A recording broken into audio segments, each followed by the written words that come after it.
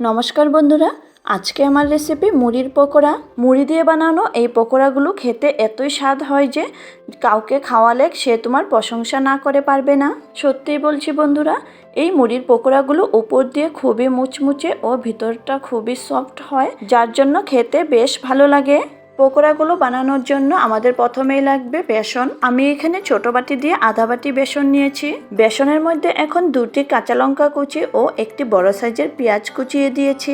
এবার এর মধ্যে দিয়ে দিচ্ছি হাফ টিস্পুন লবণ, এরপর দিচ্ছি 1/4 টিস্পুন হলুদ গুঁড়ো, হাফ টিস্পুন জিরে গুঁড়ো, হাফ টিস্পুন লঙ্কার গুঁড়ো, সাথে দিচ্ছি হাফ টিস্পুন গরম মশলা গুঁড়ো ও হাফ টিস্পুন চাট মশলা। এখন অল্প অল্প করে জল দিয়ে একটি পাতলা ব্যাটার বানিয়ে নিতে হবে। আরেকটি কথা, যদি হাতের কাছে তোমাদের গরম মশলা ও চাট মশলা না থাকে, সেই ক্ষেত্রে তোমরা ম্যাগির যে ম্যাজিক মশলা সেটাও ব্যবহার করতে পারবে। এইভাবে অল্প অল্প করে জল মিশিয়ে সুন্দর করে পাতলা একটি ব্যাটার তৈরি করে নিয়েছি। তোমরা চাইলে এই ব্যাটারের মধ্যে টমেটো, ক্যাপসিকাম কুচিও দিতে পারবে। এবার এখানে বড় একটি বাউলের মধ্যে মিডিয়াম সাইজের 2 বাটি মুড়ি নিয়েছি। তবে এই মুড়িটুকু কিন্তু ফ্রেশ না হলেও চলবে।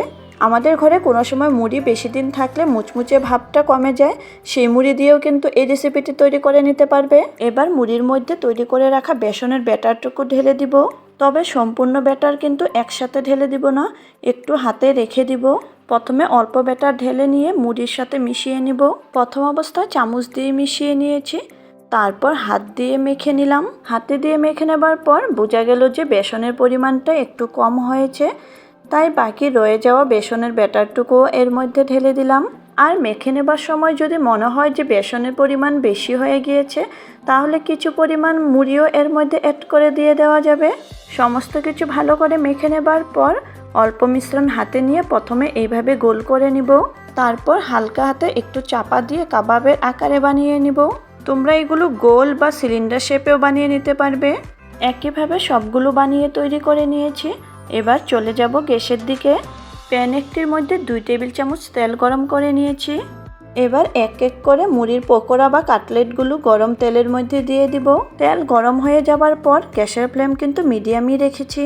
মিডিয়াম ফ্লেমে কাটলেটগুলো উল্টে পাল্টে একটু লাল লাল করে ভেজে নিতে হবে। এখানে একটি রিকোয়েস্ট করব, যদি আমার ভিডিওটি দেখে ভালো লেগে থাকে একটি লাইক করে দিও। আর তোমরা যারা আমার চ্যানেলে নতুন করে ভিজিট করেছো, চ্যানেলটিকে সাবস্ক্রাইব করে পাশে থাকার অনুরোধ রইল। সাথে থাকা বেল আইকনটি প্রেস করে রাখবে, যাতে আমার দেওয়া নতুন ভিডিও নোটিফিকেশন তোমাদের কাছে প্রথমেই গিয়ে পৌঁছায়।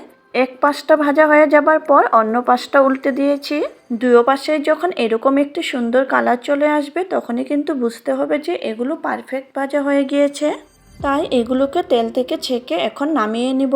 এগুলো কিন্তু ভাজতেও বেশি সময় লাগে না, খুব কম সময়ে ও ঘরে থাকা উপকরণ দিয়েই যে এরকম সুন্দর একটি স্ন্যাক্স তৈরি করে নেওয়া যায়, সেটা তোমরা একবার না বানালে বুঝবে না। আশা করছি তোমরা ঘরে নিশ্চয়ই একবার এই রেসিপিটি তৈরি করবে। আর ঘরে বানালে কমেন্টে জানাতে একদমই ভুলবে না যে খেয়ে কেমন পেলে। তোমরা এগুলো টমেটো কেচাপ বা যে কোনো গ্রিন চাটনির সাথেও সার্ভ করতে পারবে। সত্যি বলছি বন্ধুরা, এই পকোড়াগুলো খেতে খুবই দারুণ হয়। উপরটা যেরকম মচমচে, ভিতরটা ততটাই সফট হয়। তাহলে আজকের মতো আসি, আবার আসবো নতুন কোনো রেসিপি নিয়ে। ততক্ষণের জন্য বাই অ্যান্ড টেক কেয়ার।